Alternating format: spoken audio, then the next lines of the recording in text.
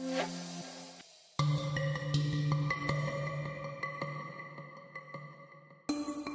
आई, काय ग? निघालास ऑफिसला जायला?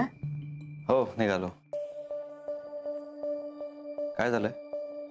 काही नाही रे, असं माझ्या डोळ्यासमोर जाऊच नाही असं वाटतंय मला. आई, काय झालंय? काही झालं नाहीये, पण काही होऊ नये म्हणून असं वाटतंय. तुला माझ्याशी काहीतरी बोलायचंय. ये इकडे ये.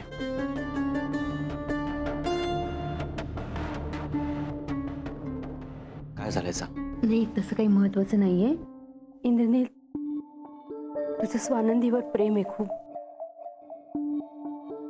तुला कसं सांगू ना तेच कळत नाही अरे मला. आई, काय झालंय सांग.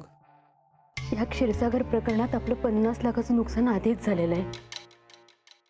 पैसे घेऊन फरार झालेला माणूस पोलिसांना सापडेल आणि तो सापडल्यानंतर आपले पैसे परत मिळतील ही अपेक्षा करणं चूक आहे. हे पण तो माणूस रात्री घरात घुसला होता आपल्या.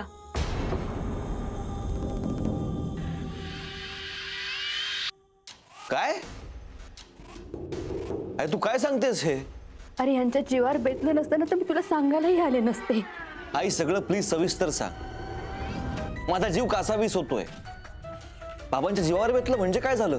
अरे तो माणूस रात्री घरात चिडला आणि यांच्या गळ्यावर सुरा ठेवला त्यांनी.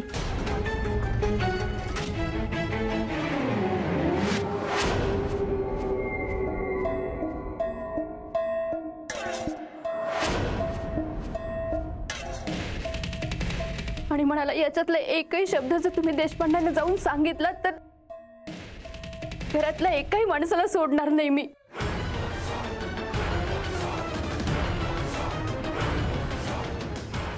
इंद्रनील, मी सगळं सहन करू शकते.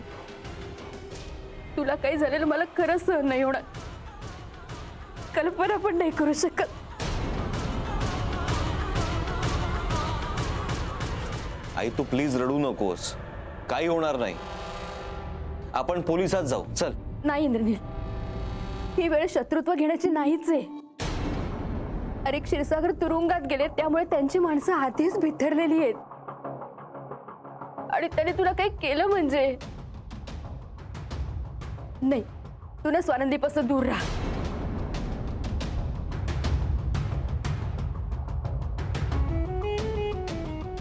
आई, अरे आनंदाने नाही सांगते मी तुला. हे त्याचे दागिने विकून 50 लाख उभे केले ना तेव्हाच तुला सांगितलं असतं.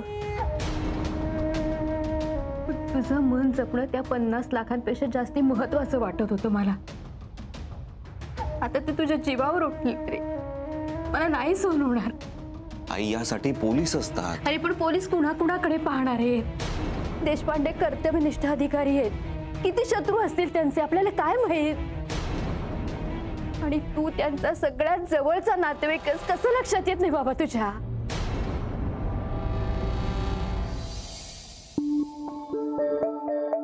हे बघ आई, मला काही नाही होणार, काही नाही होणार. ओके. आनंदीचा फोन आहे का? नाही, पण मी तिला आज दुपारी भेटणार आहे. काय बोलू मग मी तुला आता? जपून राहा.